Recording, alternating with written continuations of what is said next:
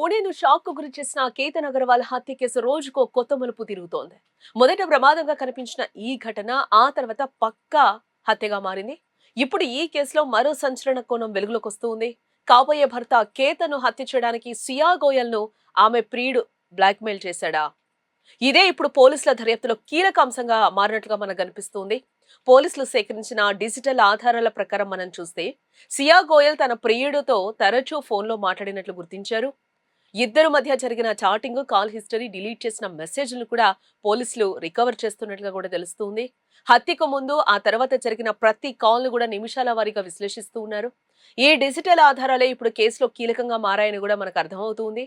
అటు మరోవైపు హత్యకు ముందు ఇద్దరి మధ్య జరిగిన సంభాషణలపై కూడా పోలీసులు ప్రత్యేక దృష్టి పెట్టినట్లుగా తెలుస్తుంది. అసలు ఈ హత్య ముందే ప్లాన్ చేశారా, లేక చివరి క్షణంలో ఏదైనా ఒత్తిడి కారణంగా జరిగిందా అనే కోణంలో కూడా అధికారులు లోతుగా విచారణ చేస్తున్నట్లుగా సమాచారం. అయితే దర్యాప్తులో భాగంగా సియా గోయల్ ఉపయోగించిన మొబైల్ ఫోన్స్ కావచ్చు, అలాగే ల్యాప్టాప్స్, సోషల్ మీడియా ఖాతాలను పోలీసులు అయితే ఇప్పటికే స్వాధీనం చేసుకుని ఫోరెన్సిక్ పరీక్షలకైతే పంపించడం జరిగింది. డిలీట్ చేసిన చాట్స్, ప్రైవేట్ మెసేజ్లు, కాల్ రికార్డులు, లొకేషన్ హిస్టరీ ఆధారంగా ఘటనకు ముందు ఏం జరిగిందనే విషయాన్ని అయితే అధికారులు పునర్నిర్మించే ప్రయత్నం అయితే చేస్తూ ఉన్నారు. కొన్ని ఆధారాలను చూస్తుంటే ప్రియుడు ఆమెపై ఒత్తిడి తీసుకొచ్చాడా, లేక బ్లాక్మెయిల్ చేశాడా అనే కోణంలో కూడా పోలీసులు ఇప్పుడైతే దర్యాప్తు చేస్తూ ఉన్నారు. ఈ నేపథ్యంలోనే ఇన్వెస్టిగేషన్ లో సియా కూడా కొన్ని విషయాలను అయితే చెప్తూ ఉంది.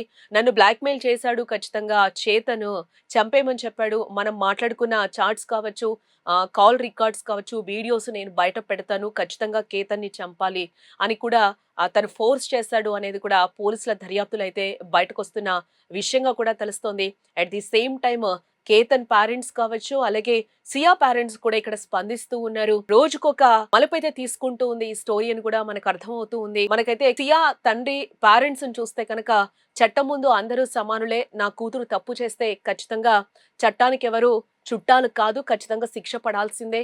ఆమెకి తండ్రి అయ్యే ముందు నేను దేశ పౌరుణ్ణి, తర్వాతే తండ్రిని, కాబట్టి నేను ఆమె తప్పు చేస్తే ఖచ్చితంగా శిక్ష అనుభవించాల్సిందే, శిక్ష పడాల్సిందే అని ఖరాఖండిగా చెప్తున్నారు. ఇదే నేపథ్యంలో ఆయన ఒక రకమైన స్ట్రెస్ కి వెళ్ళి నేను ఈరోజు ఐసీయూలో చికిత్స పొందుతూ ఉన్నానని కూడా ఆయన మీడియాతో మాట్లాడిన సందర్భం అయితే కనిపిస్తుంది. At the same time Ketan parents కూడా ఆ తండ్రి ఆవేదన కూడా మనం వినాల్సిన అవసరం ఉంది.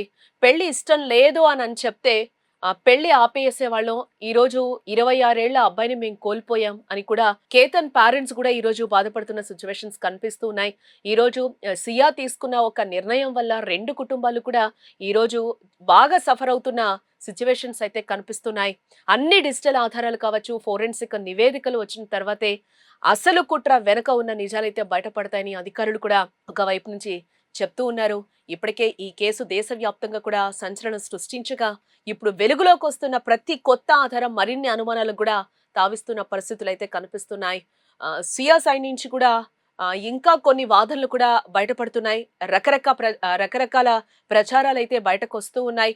ఇది ఎంతవరకు నిజ నిర్ధారణ అనేది కూడా పోలీసులే తేల్చాల్సిన అవసరం అయితే ఇక్కడ ఎంతైనా కనిపిస్తూ ఉంది. నేను ఆల్రెడీ కేతన్ కి చెప్పాను, నేను ఆల్రెడీ ఒక రిలేషన్ లో ఉన్నాను, నేను ఆ అబ్బాయిని చేతన్ని ప్రేమించాను, నేను ఖచ్చితంగా తననే చేసుకుంటాను, ఈ పెళ్లి ఇష్టం లేదు, ఇక్కడ కాపేద్దామని అన్నా కూడా కేతన్ వినలేదు. అట్ ది సేమ్ టైం నా పేరెంట్స్ కి కూడా చెప్పాను, వాళ్ళు కూడా వినలేదు అనే కోణంలో తను కూడా చెప్తూ ఉంది. పోలీసుల దర్యాప్తులో ఇంకా ఎలాంటి నిజాలు బయటపడతాయనేది కూడా మిస్టరీగానే మారిందని చెప్పుకోవచ్చు.